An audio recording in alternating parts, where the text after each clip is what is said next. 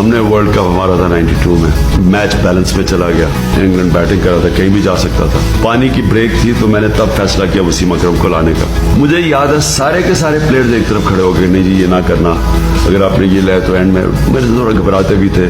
वो आके मुझे भी एजाज अहमद ने मुझे आके बताया उनसे खुसर खुसर करके कि जी वो कह रहे हैं कि अभी ना लेके आना तो एंड में क्या होगा।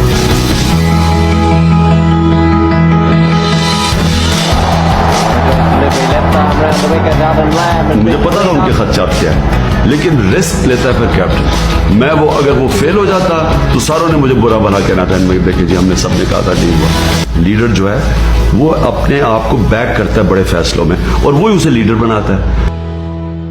ख्वाब देखता था, डे ड्रीमर था, हमेशा शुरू से बचपन से बड़ी चीज देखता था, इमेजिन करता था अपने आप को जो यानी बड़े बड़े काम करने में।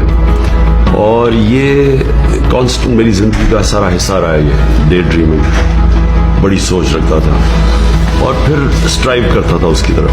यानी जब एक दफा मैं फैसला कर लूं कि मैंने ये करना है, फिर मैं उसके ऊपर फिर पूरी कोशिश करता था वहां पहुंचने। कोई इसमें बुरी चीज नहीं है कि आप पूरी अपनी मेहनत करके आखिरी गेंद तक मुकाबला करके मैच हारते हैं, कोई बुरी चीज। लेकिन अगर आप किसी वजह से अपनी बेस्ट परफॉर्मेंस नहीं दे सकते क्योंकि आपने लेट नाइट की है, आपने अपना ध्यान नहीं रखा, आपने अपनी डाइट नहीं रखी, आपकी कंसंट्रेशन टीम पर नहीं है, ये एक बहुत बड़ा आप जुर्म कर रहे हैं क्योंकि इतनी उम्मीदें लगा के कौम आपकी तरफ देख रही है। कई लोग जिम्मेदारी से और तकड़े हो जाते हैं, जितना प्रेशर लेते हैं और वो ज्यादा प्रेशर लेना शुरू कर देते हैं, उनका पोटेंशियल निकलना शुरू हो जाता है। जितना अपने आप को वो चैलेंज करते हैं उतने तकड़े हो जाते हैं।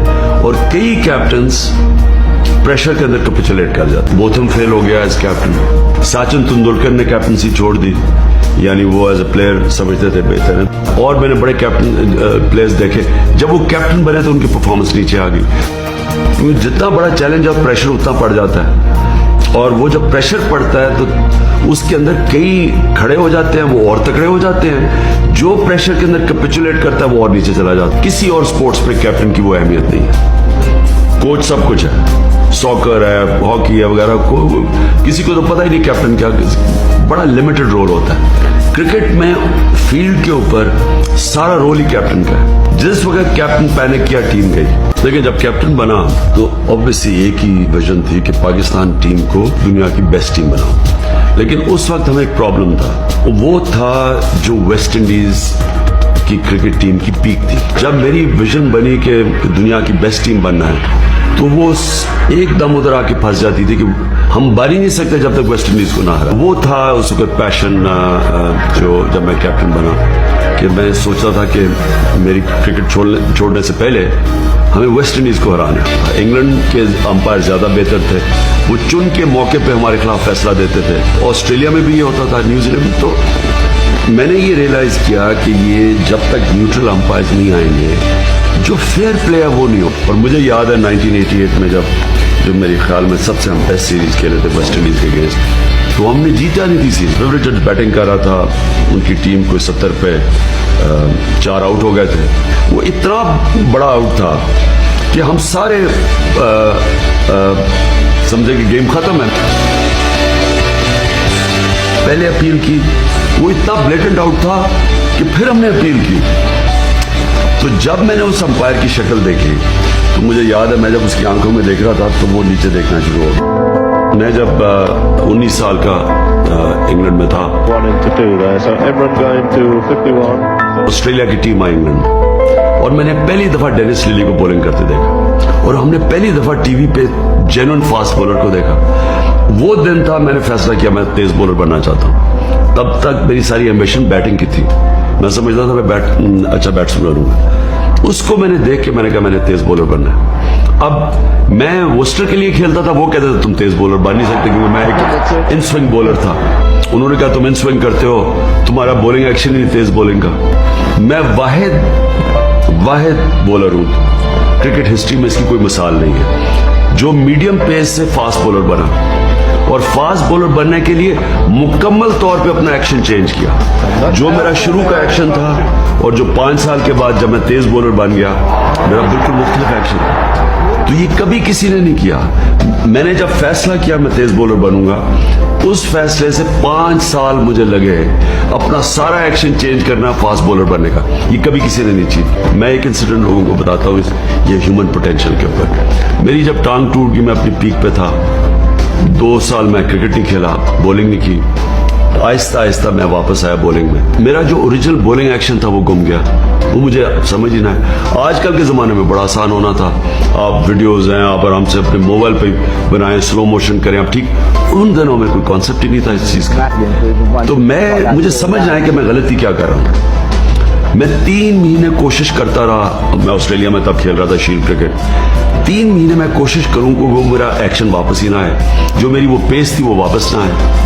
मैच में प्रैक्टिस सारा दिन बॉलिंग करता था, मैं नेट पे प्रैक्टिस करता था, मुझे समझ नहीं आ रही थी क्या। जो सबसे अमेजिंग चीज़ ये है, मैच हो रहा था, मुझे अभी भी याद है, MCG के ऊपर मैच था, न्यू साउथ वेल्स का, विक्टोरिया का। तो मुझे रात ख्वाब में आया, मैं अब ख्वाब देख रहा हूँ और मैं देख रहा हूँ कि मैं बॉलिंग कर रहा हूँ, और उस ख्वाब के अंदर मैं रियलाइज कर रहा हूँ कि मैं क्या गलती कर रहा हूँ और क्या मेरे एक्शन में गलती है। मैं अगले दिन उठा, नेट्स में गया और एकदम मैंने एक्शन ठीक कर लिया।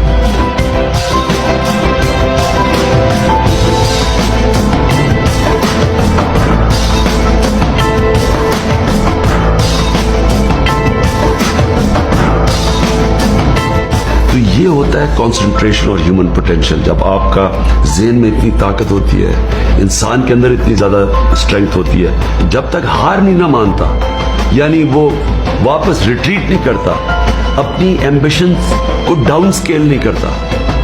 मैंने जब मैं एक टारगेट सेट करता था, उससे फिर अगला ऊपर करता था, कभी मैं नीचे नहीं आता था। इंसान के अंदर अल्लाह ने इतना पोटेंशियल दिया हुआ है, जो चीज जिसका उसको एक दफा इश्क हो जाए, जुनून हो जाए, वो अचीव कर सकता है। मैंने बड़े पाकिस्तानी क्रिकेटर्स को अपने सामने देखा, मेरे से ज्यादा पोटेंशियल था, टीम में आते थे, थोड़ा पैसा आ जाता था, कंफर्टेबल लाइफस्टाइल हो जाता था, एक गाड़ी हो जाती थी, घर हो जाता, मुतमईन हो जाते थे। जो ऊपर जाता है उसकी एम्बिशन बड़ी स्ट्रिक्टली होती है कि मैं इस स्पोर्ट के अंदर ये अचीव करना चाहता हूँ, फिर वो सिंगल माइंडेडली उसे परसू कर। जो तेज बॉलर होता है ना, वो बहुत कम होता है कि वो मैच में जाए और पूरी तरह फिट है, क्योंकि तेज बॉलिंग होती है ऐसी है। आप और मैं कई दफा तो सारा दिन बॉलिंग करता था, उससे होता है कि आपके कहीं ना कहीं निगल्स होती हैं। तो तेज बॉलर को होना पड़ता है, उसमें ये एबिलिटी होनी पड़ती है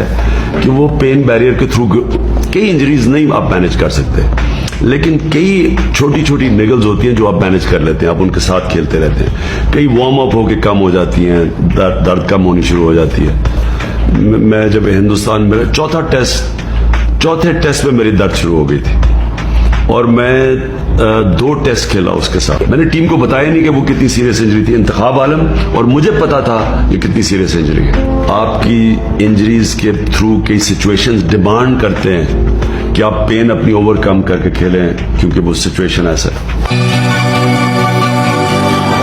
देखिए, कप्तान की क्वालिटीज फिर से मैं रिट्रेट करता हूँ।